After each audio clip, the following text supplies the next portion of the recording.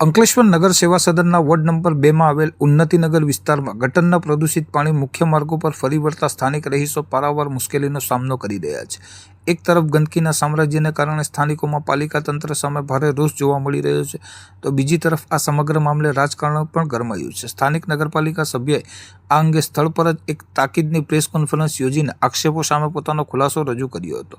અંકલેશ્વર નગરપાલિકા ward number 2 હેઠળ આવતા ઉન્નતિનગર વિસ્તારમાં છેલ્લા કેટલાક સમયથી ગટરના ગંદા પાણી રસ્તા પર વહી રહ્યા છે, જેના કારણે સ્થાનિક રહીશોમાં તંત્ર સામે ભારે આક્રોશ ફાટી નીકળ્યો છે। રહીશોના ગંભીર આક્ષેપો અનુસાર આશરે 1 વર્ષ પૂર્વે જ લાખોના ખર્ચે નાખવામાં આવેલ ડ્રેનેજ લાઇન ચોકઅપ થઈ ગઈ છે। આ નબળી કામગીરીને કારણે ગટરનું દૂષિત પાણી મુખ્ય રસ્તાઓ પર ફરી વળ્યું છે અને સ્થાનિકો આ માટે ચૂંટાયેલા નગરસેવકોની ઘોર બેદરકારીને જવાબદાર ઠેરવી છે। ગંદકી અને દુર્ગંધના કારણે રોગચાળો ફેલાવાનો ભય પણ સતાવી રહ્યો છે। સ્થાનિકોના આ તીખા આક્ષેપો અને વિરોધ પ્રદર્શનની વચ્ચે સ્થાનિક નગરપાલિકા સભ્ય વિનય વસાવાએ તાકીદે ઉન્નતિનગરની મુલાકાત લીધી હતી। તેમણે પરિસ્થિતિનો તાગ મેળવીને રસ્તા પર જ એક પ્રેસ કોન્ફરન્સ યોજી સમગ્ર મામલે શાસક પક્ષનો પક્ષ રજૂ કર્યો હતો।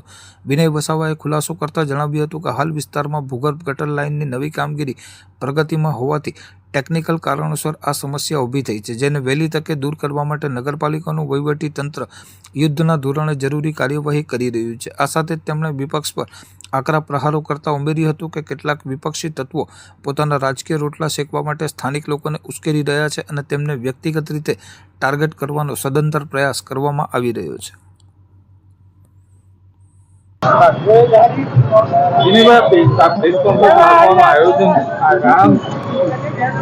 આ પ્રેસ કોન્ફરન્સ રાખવાનું કારણ અને એ પણ આવા રોડ પર રાખવાનું કારણ કે પત્રકાર અને ન્યૂઝ ચેનલના માધ્યમથી હું મારી વોર્ડની પ્રજાને અને સમગ્ર જિલ્લાની પ્રજાને હું કહેવા માંગુ અને સાચી હકીકત સ્થળ પર બતાવી શકાય એના માટે હું આજે અહીંયા રાખવામાં આવી છે।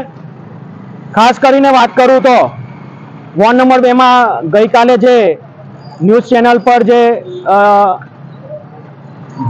મારા વિરુદ્ધમાં એટલા માટે મારા વિરુદ્ધમાં કહું છું કે એ ઇન્ટરવ્યૂમાં ફક્ત મારું વ્યક્તિગત નામ લઈને અભદ્ર ભાષામાં જે ઇન્ટરવ્યૂ આપવામાં આવ્યું છે એ ખૂબ દુઃખદ બાબત છે અને આ ઇન્ટરવ્યૂ આપવામાં નથી આવ્યું, આ અપાવવામાં આવ્યું છે। ખાસ કરીને વાત કરું તો અમે વોર્ડ નંબર 2 ના સભ્ય છે, પૂર્વ નગરપાલિકાના પ્રમુખ પણ છું અને હાલમાં પણ સભ્ય છું।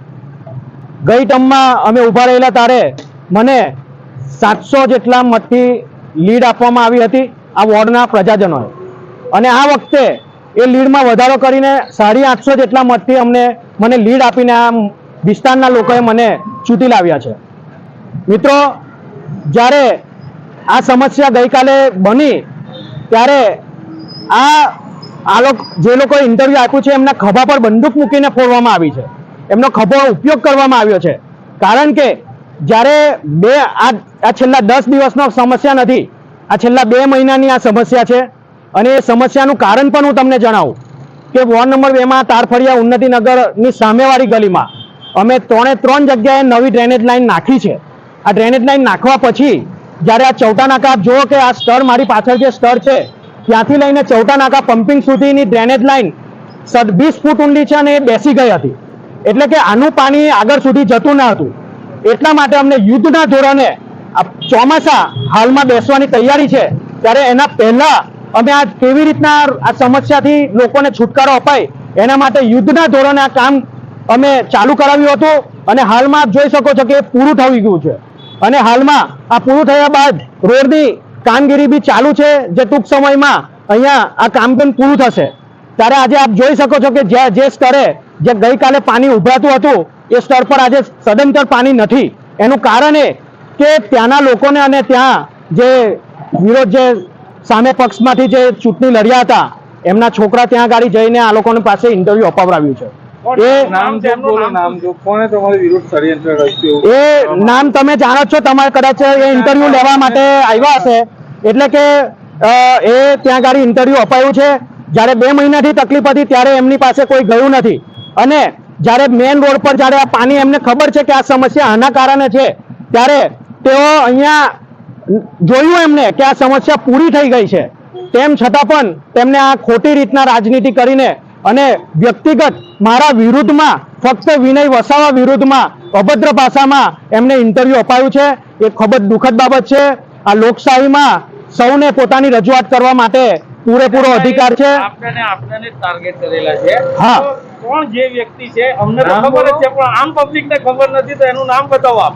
એ પ્રજા જાણે જ છે, અહીંની વોર્ડની પ્રજા જાણે જ છે. કોંગ્રેસના જે હારેલા ઉમેદવાર છે એમનો દીકરો આ બધું કરાવ્યું છે અને જ્યારે ચેનલ વાળા ગયા હતા ત્યારે પણ તેઓ સાથે જ હતા.